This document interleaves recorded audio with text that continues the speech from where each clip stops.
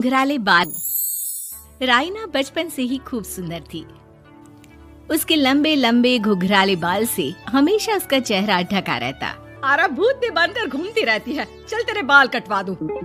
अच्छा, क्यों भला? स्कूल में तो सारा वक्त बांधकर घूमना पड़ता था। अब तो मैं कॉलेज जाऊंगी और बाल खोल कर घूमूंगी। हाँ। अरे ये बाल देख रही है, ऐसे लगता है जैसे मधुमक्खी का छत्ता। खैर, घने घने घुंघराले बालों से राइना सुंदर तो लगती, लेकिन उसे संभालना उसके लिए बड़ा काम था। माँ, अरे माँ, शैम्पू खत्म हो गया है। इस बार वो वाला लाना ना, जो घुंघराले बालों को और बाउंसी बनाता है। माँ, ले आना हाँ जरूर से। कल मेरा कॉलेज का पहला दिन है। मैं चाहती हूँ सब मुझे देखकर जले। अगले दिन राइना कॉलेज पहुँचती है, जहाँ एक लड़का उसे छेड़ते हुए कहता है, अरे लगता है चाउमीन में सोया सॉस कुछ ज्यादा ही गिर गया। अरे मुझे तो चेहरा दिख ही नहीं रहा। लड़कियां भी राइना का मजाक उड़ाती है। अरे यार, ये कंगना की कॉपी करके कौन आया है? लोकल कंगना और कौन? राइना को सभी पर गुस्सा आता है, लेकिन वो कुछ नहीं कहती। स्कूल में तो बाल बंधे ही रहते थे, लेकिन कॉलेज में राइना एक लड़की से कहती है, हाय, मेरा नाम राइना है, मुझे आर्ट्स डिपार्टमेंट में जाना है। कहाँ से है रास्ता? अपने बाल हटाकर देखो, सामने ही बोर्ड लगा है। राइना को कॉलेज में भी दोस्त बनाने में दिक्कत आ रही थी। वो रोते रोते घर आ जाती है। माँ, मैं क्या करूं? आज तो सारा दिन लोगों ने न जाने क्या क्या बोलकर मेरा मजाक ही बना कर रख दिया। माँ, प्लीज कुछ करो ना मेरे बालों का। मैंने तो पहले ही कहा था कटा दे, पर तू। अरे कटाने से क्या होगा, उल्टा जो थोड़े बांध कर ये इन्हें समेट सकती है ना, वो भी नहीं कर पाएगी। तो क्या मेरी कोई दोस्त नहीं बनेगी कॉलेज में, या मैं हमेशा लोगों के मजाक का ही शिकार होती रहूंगी? राइना जोर जोर से रोने लगती है। तभी उसका छोटा भाई आ जाता है और राइना के बालों के बीच एक पेंसिल छुपा देता है। तभी उसका दोस्त भी पीछे से आ जाता है। अरे ढूंढो ढूंढो, कहाँ है पेंसिल? मैं नहीं बताऊंगा। दोस्त काफी कोशिश करता है, लेकिन उसे पेंसिल नहीं मिलती। वो वहाँ से चला जाता है।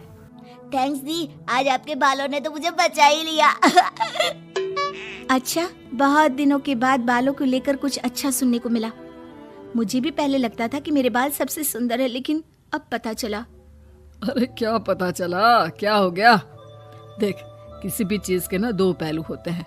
या तो तुम बालों से ही लोगों का मन जीतो, या फिर रोती रहो। अब ऐसे घने बाल तो तुम्हें भगवान ने दिए हैं। राइना को पिता की बात समझ में आ जाती है। वो सोच लेती है कि जिन बालों के कारण वो कॉलेज में एक भी दोस्त नहीं बना पा रही है, उन्हीं बालों से वो दोस्तों की लाइन लगवा देगी। अगले दिन कॉलेज में डेस्क में राइना बालों को आगे कर लेती है और लोगों को लगता है कि राइना का चेहरा पीछे है, लेकिन राइना घने घुंघराले बालों को हटाकर हंसने लगती है। देखा मेरे बालों का कमाल? इससे मेरा चेहरा भी नहीं दिखता और मैं चलती क्लास में सो भी सकती हूँ। सभी राइना को देखकर हंसने लगते हैं। क्लास में परीक्षा चल रही होती है, तो राइना अपने बालों में चीटिंग के पेपर छुपा छुपा कर आसपास के बच्चों की मदद भी कर देती है, जिसके बाद से तो राइना क्लास की हीरोइन बन जाती है। वाह राइना, तेरे बाल तो बहुत कमाल के हैं। मैं तो इन्हीं के कारण पास हो गई। और पता है, मैं तो अपने काम का सामान राइना के बालों के बीच में ही फंसा देती हूँ। जैसे जैसे काम होता है वैसे वैसे इस्तेमाल करती हूँ। अब तो क्लास में हर कोई राइना के साथ बैठने की जिद करता। राइना में इसे लेकर घमंड आ जाता है। उसे लगता है कि वही क्लास की सबसे डिमांडिंग लड़की है। फिर एक दिन, मैं इस कॉलेज में नई नई आई हूँ, क्या आप मेरी दोस्त बनेंगी? मैं? ओह सॉरी, मैं इस क्लास की सबसे डिमांडिंग लड़की हूँ। हर कोई मेरे साथ ही रहना चाहता है। एक काम करो ना, वो पीछे की सीट दिख रही है, जाओ जाकर वहीं बैठ जाओ।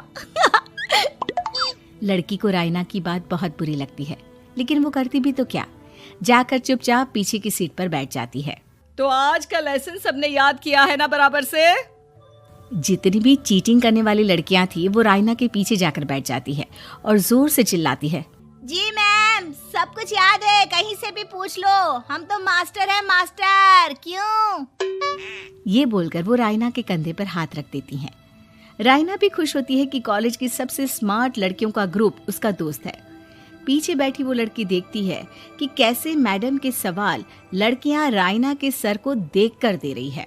शाबाश, मुझे खुशी है कि तुम लोग इतनी अच्छी पढ़ाई करने लगी हो। मैं प्रिंसिपल से कहकर तुम लोगों की स्कॉलरशिप की बात करूंगी, जिससे तुम लोगों के माता पिता का पैसा जो फीस में लग रहा है वो बच जाए। सभी लड़कियां खुश हो जाती हैं। टीचर के जाने के बाद एक लड़की कहती है, गर्ल्स, अब हम लोग ना सिर्फ सबसे स्मार्ट बल्कि सबसे इंटेलिजेंट भी हो गए हैं। इसी बात पर आने वाले संडे को मेरे घर पर पार्टी, सबको आना है, ओके? सभी लड़कियां पार्टी के लिए एक्साइटेड हो जाती हैं। रायना भी। माँ, मेरे कॉलेज की सबसे स्मार्ट लड़की ने पार्टी रखी है संडे को। मैं भी वहाँ सबसे अच्छी दिखना चाहती हूँ, लेकिन ये बाल। घुंघराले बालों का तो कर भी क्या सकती है। तभी उन लोगों की नजर पार्लर के एक इश्तिहार पर पड़ती है जो 3000 रुपए में बाल स्ट्रेट कर रहा था। माँ, मुझे पैसे देना, मैं बाल सीधे करवा कर आती हूँ, संडे को पार्टी में सबसे अच्छी लगूंगी। बस फिर क्या था, अपने घुंघराले बालों को रायना पार्लर जाकर स्ट्रेट यानी कि सीधा करवा लेती है। और फिर पार्टी वाले दिन, हाय गर्ल्स, कैसी लग रही हूँ मैं? ओह नो, शिट, ये क्या करवा लिया बालों का हाल? और जिसके घर पार्टी थी वो लड़की, अरे ये क्या करवा लिया? तुम्हें मालूम नहीं है, जिस बालों में चीटिंग रखकर हम लोग टीचर के अगर इम्प्रेशन जमाते थे, उन बालों को तुमने। अरे हमें तो स्कॉलरशिप भी मिलने वाला था, अब तुमने बाल सीधे करवा लिए, अब तुम हम लोगों के लिए किसी काम की नहीं हो। अरे लेकिन हम दोस्त तो है ना, क्या मैं अच्छी नहीं लग रही हूँ? हमें तेरे अच्छे और बुरे लगने की कोई जरूरत नहीं है, हम लोगों को तेरे बालों से फायदा था, अब वो नहीं है तो हम तेरे दोस्त भी नहीं है। जाकर बाल वापस घुंघराले करके आ, तभी तो हम लोगों की दोस्त बन सकती है। रायना रोते रोते घर आती है और माँ को सारी बात बता देती है। माँ, ला पैसे दे, मैं बाजार जाकर बाल ठीक करा के आती हूँ। लेकिन माँ, मुझे ये बाल बहुत अच्छे लग रहे हैं, काश ये बाल मैं पहले ही सीधे करवा लेती। देख बेटा, पैसे तो मैं तुझे दे दूं, लेकिन वैसे बाल करके तू फिर ऐसे दोस्त बनाएगी जो तेरे साथ मतलब के लिए जुड़े हैं। लेकिन इन बालों में तू ऐसे दोस्त बनाएगी जो तेरे साथ जीवन भर का साथ निभाएंगे। रायना को माँ की बात समझ में आ जाती है।